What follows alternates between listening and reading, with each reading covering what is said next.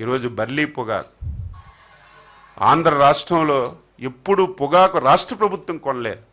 అది కూడా విపరీతంగా 25,000 మిలియన్ కేజీలు పండినటువంటి బర్లీ పొగాకు 25,000 ఉండేది గత సంవత్సరం మిలియన్ కేజీలు, ఒకేసారి 80,000 మిలియన్ కేజీలకు వచ్చింది. ఎంత రెట్లు పెంచారు?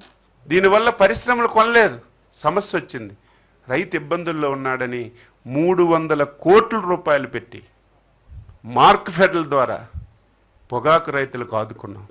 ఏ సమస్య వచ్చినా ఒకరు చెప్పవలసిన అవసరం లేదు, బాధ్యత గల ప్రభుత్వం. అయితే ఈరోజు రాజకీయ ముసుగులో ఒక రాజకీయ పార్టీ పెట్టి ఒక క్రిమినల్ యాటిట్యూడ్తో ఈ రాష్ట్రాన్ని నాశనం చేయాలని ప్రయత్నం చేస్తున్నాడు. మేము అప్రమత్తంగా ఉండి చెప్తాం. ప్రజలు కూడా అప్రమత్తంగా లేకపోతే, ప్రజలు కూడా ప్రశ్నించకపోతే, ప్రజలు కూడా తిరగబడకపోతే చివరికి నష్టం జరిగేది ఈ రాష్ట్రానికని ప్రతి ఒక్కరూ తెలుసుకోవాలని చెప్పి సందర్భంగా తెలియజేస్తూ, ఇది ఒక డ్రామాలో భాగంగా ఒక ప్లాన్ ప్రకారం జరిగిపోయిన తర్వాత లేనటువంటి సమస్యని ఆయన రాజకీయ పబ్బం గురించి ఇంకా ఇలాగా సైలెంట్గా ఉంటే జెండా పీకే పరిస్థితి వస్తుందని జెండాను కాపాడుకోవడానికి ఇటువంటి వేషాలు వేస్తున్నాం.